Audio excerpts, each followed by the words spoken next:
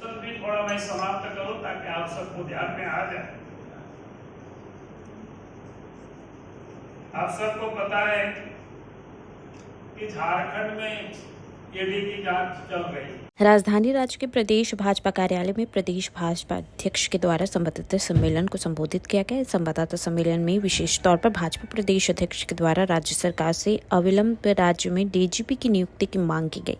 भाजपा प्रदेश अध्यक्ष ने राज्य सरकार पर बड़ा निशाना साधते हुए कहा कि 2 दिनों से झारखंड संवैधानिक रूप से डीजीपी विहीन राज्य है। इतना ही नहीं, झारखंड में एसीबी, सीआईडी और पुलिस सभी के डीजीपी का पद रिक्त है। अनुराग गुप्ता द्वारा दिए जा रहे निर्देश निर्णय गृह मंत्री भारत सरकार के निर्देश के आलोक में यह पूरी तरीके से संवैधानिक है। उन्होंने कहा कि 1990 बैच के आईवीएस अनुराग गुप्ता के ऊपर आरोपों की लिस्ट काफी लंबी है। हेमंत सोरेन ने खुद इन्हें 24 फरवरी 2020 से 9 मई 2022 26 महीने लंबित किए रखने, लेकिन इस दौरान हेमंत सोरेन और हर नजदीकियां इतनी बढ़ी कि सस्पेंशन की अवधि समाप्त होते ही हेमंत सोरेन ने अनुराग गुप्ता को वापस झारखंड में नियुक्त कर दिया। उन्होंने कहा कि जब वर्तमान में झारखंड की सुरक्षा और कानून व्यवस्था तालिबानी हुकूमत की तरह ऐसे व्यक्ति के हाथ में सौंप दिया जाएगा जिस पर भ्रष्टाचार के आरोप, उनके पद का दुरुपयोग करने के हैं आप और धोखाधड़ी के आरोप लगे हैं, तो राज्य का भविष्य कैसा होगा। आप सभी अच्छे से समझ सकते हैं कि सत्ता का ऐसा दुरुपयोग हेमंत सोरेन के राज्य में ही संभव है। भी थोड़ा मैं समाप्त करूं ताकि आप सबको ध्यान में आ जाए। आप सबको पता है कि झारखंड में ईडी की जांच चल रही है और ईडी ने भी कई एक भ्रष्टाचार की उन्होंने खुलासा किया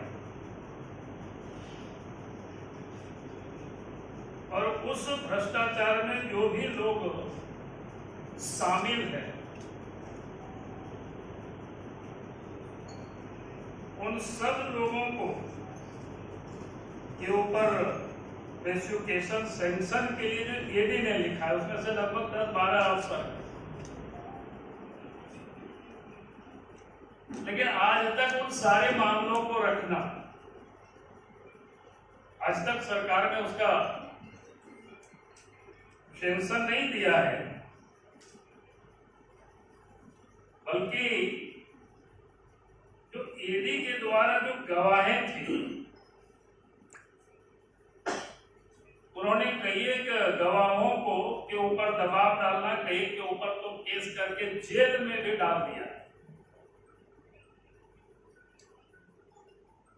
ताकि ये जो पेडिकेंट ऑफेंस होते हैं कि उसको समाप्त करना, यानी जो उनके हिसाब से जो बयान नहीं देंगे फिर उनके ऊपर केस करना।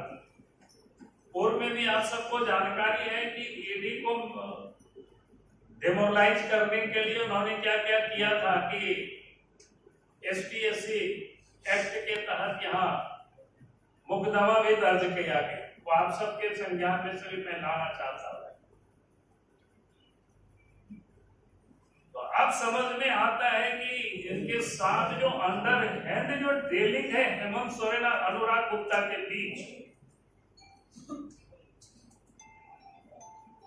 कि आप तो करप्शन से हमें बचाओ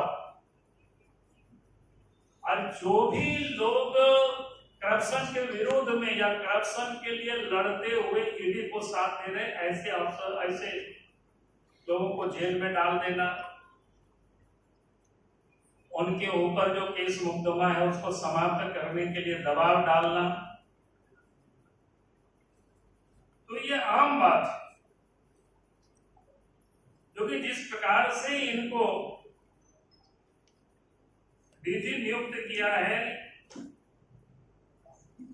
और जिसका उन्होंने जो आधार दिया है, कोई एक भी उनका आधार पूरा नहीं होता,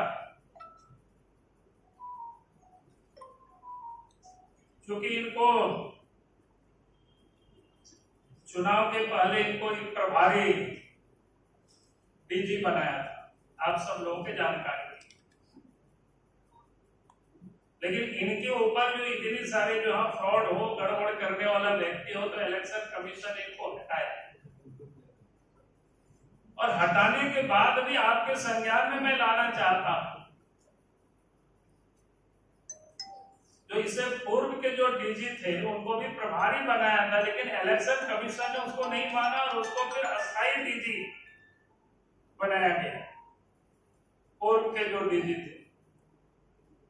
और फिर चुनाव जैसे समाप्त होता है, और चुनाव समाप्त होने के बाद हेमंत सोरेन की सरकार, हेमंत सोरेन के नेतृत्व में जैसे ही सरकार बनती है, 28 नवंबर 2024 को फिर से इनको प्रभारी डीजी बनाया जाता है। आपको मांग क्या करना है? नहीं तो ऐसी स्थिति में बाबूलाल जी होना क्या चाहिए? कानूनन होना क्या चाहिए? नहीं, कानूनन तो कह बता दिया है कि भाई राज्य में रखा हुआ है, केंद्र ने बोल दिया कि हर किसी को पालन करना है, राज्य सरकार को पालन करना चाहिए कानून, क्योंकि केंद्र सरकार तो उन्होंने, और कोई आप कहेंगे लेट से नहीं, 22 तारीख को ही, 22 अप्रैल को ही केंद्र ने भेज दिया, तो बचाव का क्या है भाई? टकराव की ऐसी स्थिति में फिर क्या विकल्प होगा? नहीं, बाकी वो केंद्र देखेंगे, वो विषय मेरा नहीं है। लेकिन मेरा कहना है कि आज की तारीख में तो यहाँ कोई डीजी नहीं है, बिना डीजी के चल रहा है, एसीबी बिना डीजी के, सीआईडी बिना डीजी के, पुलिस बिना डीजी के, और फिर ये डीजी किस हैसियत से यहाँ मीटिंग कर रहे हैं। कल भी शायद मीटिंग किया था, बड़का प्रेस रिलीज जारी हुआ था, वो हमारे हाथों में वो भी आया, तो मैंने देखा कि भाई किस हैसियत से मीटिंग कर रहे हैं ये, थोड़ी तो शर्म आनी चाहिए। आज जो लोग कानून की बार बार बात करते हैं, उनको तो थोड़ा आना चाहिए कि भाई आप कानून नहीं पालन करोगे, कोई झारखंड, देश से झारखंड कोई अलग नहीं है। आज 2 तारीख है, हम कह सकते हैं पिछले 2 दिनों से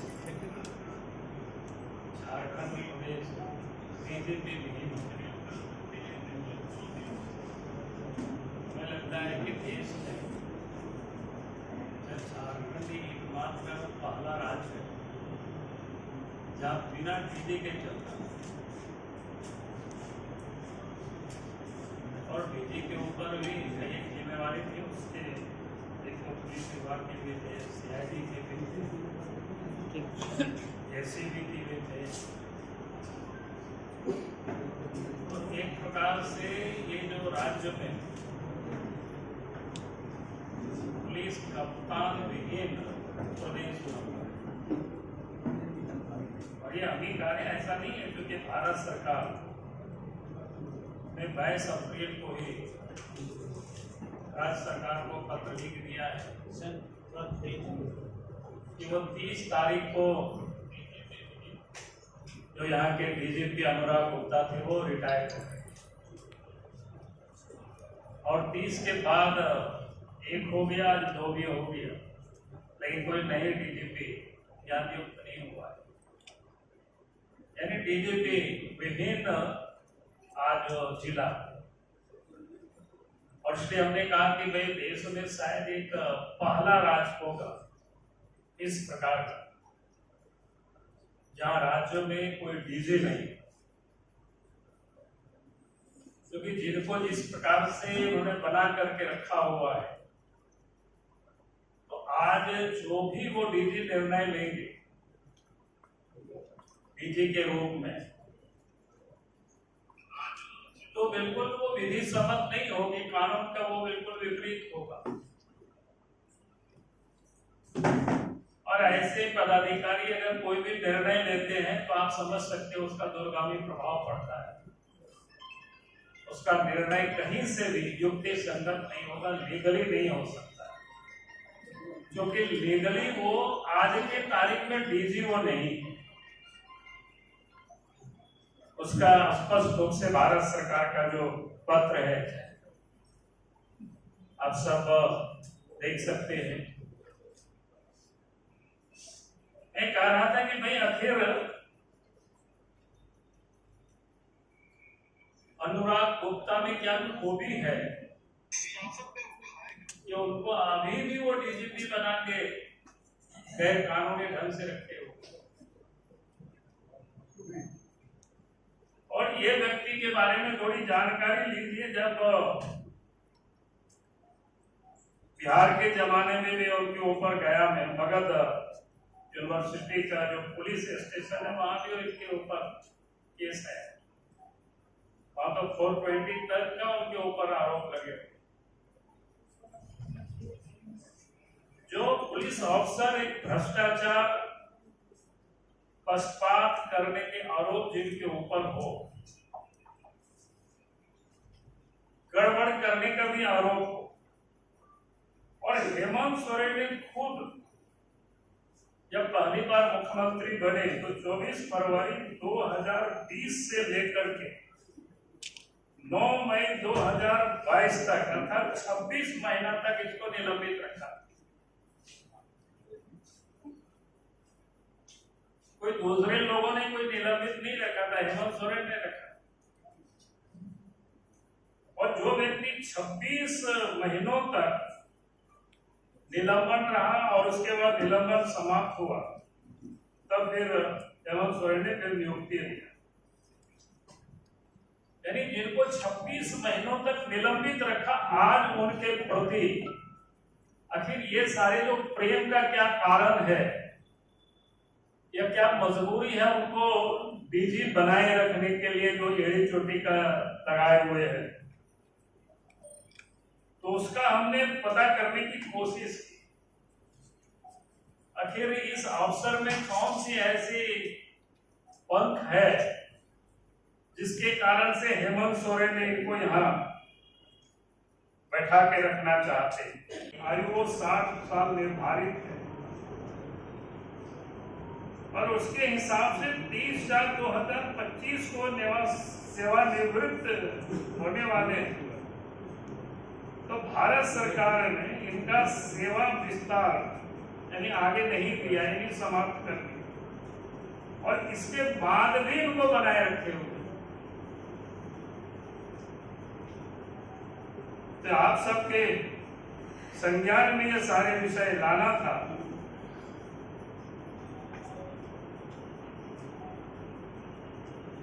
ईडी के गवाहों को तंग करना,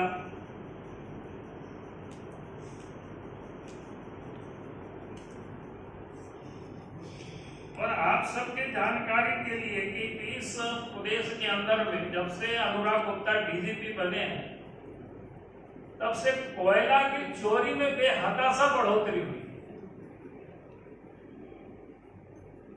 जहां कहीं भी जाते हैं तो अलग अलग जगह के लोग बोलते हैं कि यहाँ तो 500 ट्रक निकल रहा है, यहाँ तो 600 हाईवा निकल रहा है। तो जब दूसरे जगह जाते हैं बोलता है कि सर आपको तो ये पता ही नहीं है, यहां से तो इतना हैवा निकलता है। और उसके लिए भी कई एक दलालों को लगा रखे हैं जो सार्वजनिक रूप से लोग बताते हैं। हमने ट्वीट वगैरह में नाम भी डाला है, पता नहीं वो लोग कौन कौन लोग गाड़ियों से घूम करके वसूली करते हैं बड़ा प्रेम से। तो वसूली का भी वो सारे पैसा हेमंत सोरेन की जेब में भी जाता है। और तभी कोई ऐसे व्यक्ति को जिनकी सेवानिवृत्त हो गए 30 तारीख को, इसके बाद भी बनाए रखना,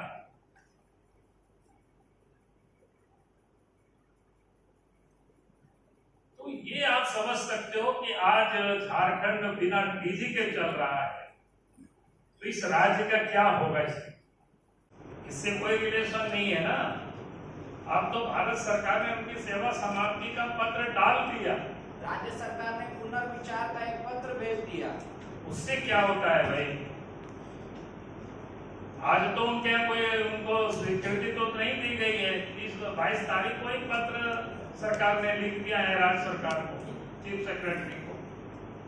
आप चीफ सेक्रेटरी को जाके पूछिए, जब 22 तारीख को ही आपको पत्र आ गया, उसके बाद ये कैसे काम कर रहा है, कैसे किस हैसियत से डीजीपी यहाँ काम कर रहा है? कोई भारत सरकार ने कोई स्टे ऑर्डर नहीं दिया है, इसलिए कोई विषय ही नहीं है बात करने की। आप यहाँ राज्य में नए डीजी को आप नियुक्त करिए, क्योंकि जब तक कोई डीजी नहीं है तो उनके निर्णय को कैसे माना जाएगा कानूनी या लीगल पे? सीआईडी के डीजी नहीं है, एसीबी के डीजी नहीं है, पुलिस के डीजी नहीं है, ये कैसे चलेगा? और हमने तो तहकीकात भी किया कि भाई देश में भी कहीं कोई ऐसी घटना है कि आज तक कोई भी इतिहास में नहीं मिला कि इस प्रकार की कहीं कोई घटना हो, जो व्यक्ति रिटायर कर गए और फिर उसको बैठाए हुए काम पर।